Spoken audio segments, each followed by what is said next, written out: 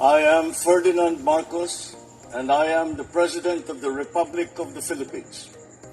I stand today on behalf of 110 million Filipinos. Hello Universe, it's me again. Shoutout sa inyo guys, sa mga Marcos Lily supporters, Filipino and OFW. Happy Sunday everyone. Today is February 22, 2020. 26. So, may sinabi dito si Ombudsman Remulla guys. Alam po naman natin, medyo magkakilala itong dalawa no? Si dating Senator Bong Revilla at si Ombudsman, siyempre same taga Cavite, no? So, shout out sa inyo diyan mga kababayan. Kumusta naman po kayo? But anyway, sabi niya kasi dito guys, basahin po natin para kumpleto, detalyado, okay? Ito pagdating talaga sa sa sambayan ng Pilipino, walang kaibigan na kaibigan, no? Pag nagkasala, wala, batas dapat talaga ang iiral. Kasi kung pairalin mo yung puso mo, walang mangyayari. Yung tinatawag na paboran, awa, hindi ganun ang isang mambabatas. So dahil dyan, eto. Sabi niya dito, Buying Remulla kay Bong Revilla, isauli ang 124 million sa pork scam. OM goes. Hala, biro niyo yan. Isauli. My goodness. Sabi ng Abante News. OM goes. Guys, isasauli kaya? Iginito Ombudsman Jesus Crispin Buying Remulla kay dating Senador Bong Revilla Jr. na isauli sa gobyerno ang 124.5 million bilang pagtubad sa utos ng Sandigang Bayan noong 2018. What? Really? Hala? Yo. Grabe. Hindi pa isinauli. Bakit hindi pa isinauli yan? Sabi dito sa desisyon ng Sandigang Bayan noong December 2018, inabsuelto nila si Revilla sa kasong Flander, kaugnay ng pagkakasangkot sa multi-billion pork barrel scam. Pero guys,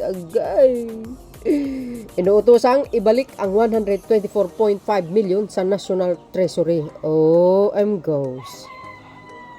Alam po naman natin, 'di ba, sa PDAB nasangkot, kaya nga 'di ba nakulong. Dalawa sila ni Jinggoy ba? Correct me if I'm wrong. So, bakit hindi pa sinauli? Until now, kahit inutos ng sa Sandigang Bayan. Ayan, naningil na. Oo nga naman, 'di ba? Kaya nga nakulong 'yan bakit pag nakulong ka, natural may dahilan. Mayroong ginawang katarantaduhan, may pagkakasala ka, 'di ba? So kailangan ibalik daw. Ibig sabihin ibalik ang 125.5 million. Okay. Sa milyon sa National Treasury. Ibalik ibalik. Hanggang ngayon, anya hindi pa binalik ni Revilla sa gobyerno ang 124.5 million. Goes. You see guys, you see. Hindi pa pala binalik ni Bong Revilla yung 125 point. Hala, ba't ganon? Tapos yung issue na naman sa flood control, kaya nga nakulong na naman siya ngayon, balik kulungan. Ay, grabe. Ayan So, ibig sabihin, 2018 na dapat itong 24.5 million binalik. Hanggang ngayon, wala pa. What? Sabi niya dito, ayan, he was acquitted but told to return 124 million pesos. Wigan ni Remulla sa programa ng executive session sa DCRH nitong Sabado, Pebrero 2021. Ay, hindi, mali. Pebrero 21 pala, 2026. Hindi pa binabalik, dugtong pa niya. Binanggit ni Remulla na absuelto sa Flander si Revilla dahil sa kailangang ang malakas na ebidensya, hindi katulad ng civil case na preponderance of evidence lamang. Ayun naman pala, malakas ang ebidensya, bakit ganun? Ang akala nila kasi si Digong ang nakaupo. Kaya okay lang. Kahit hindi ibalik. Thank you very much.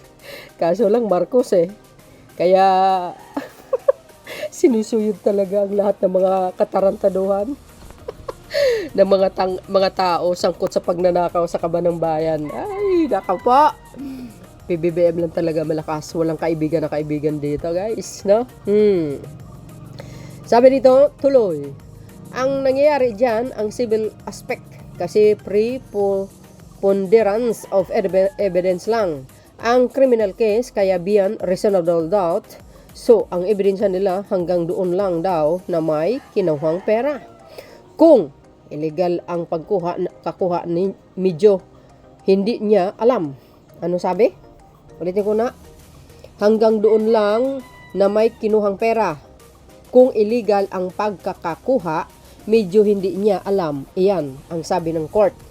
Paglalahad ng ombudsman sa nasabing desisyon, agay hinatulan ng reclusion perpetua ang dating staff ni Rebilla na si Richard Camby at negosyanteng si Janet Lim na pulis.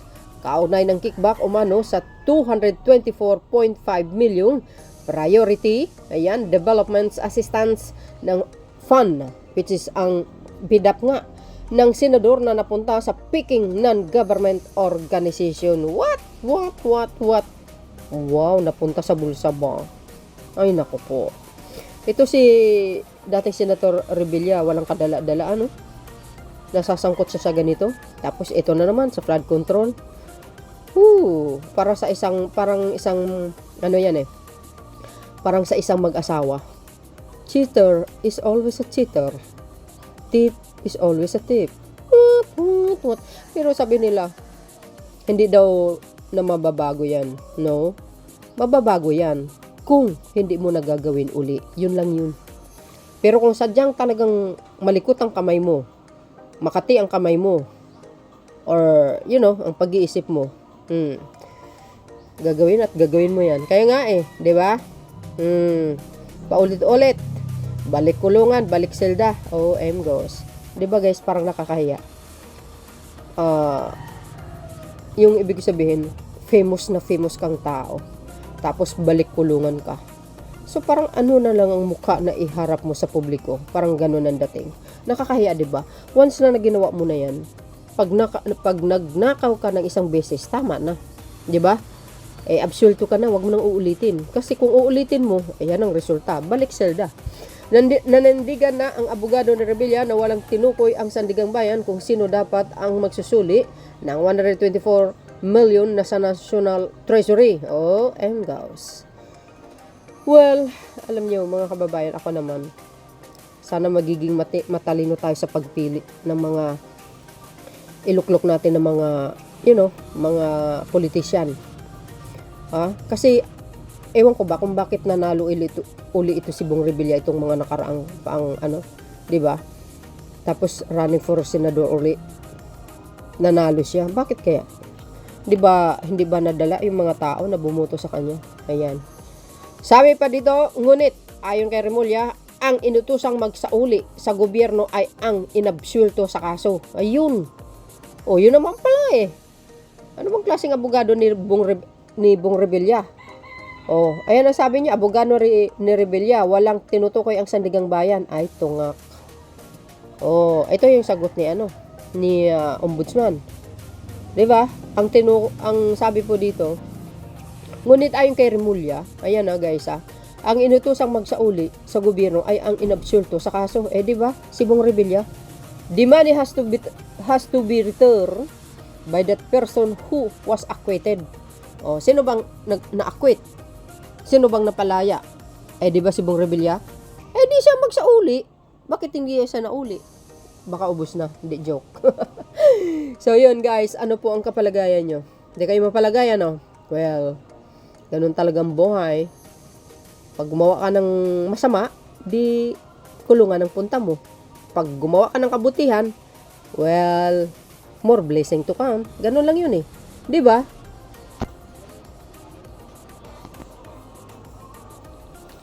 So yun mga kababayan, ano po ang kapalagayan nyo? Kayo na pong balang humusga, magkomento, follow me guys and likes. Thank you guys for watching. See you again on my next upload. Bye bye bye and babush. God bless Philippines. Bye everyone. There's more. Bye guys.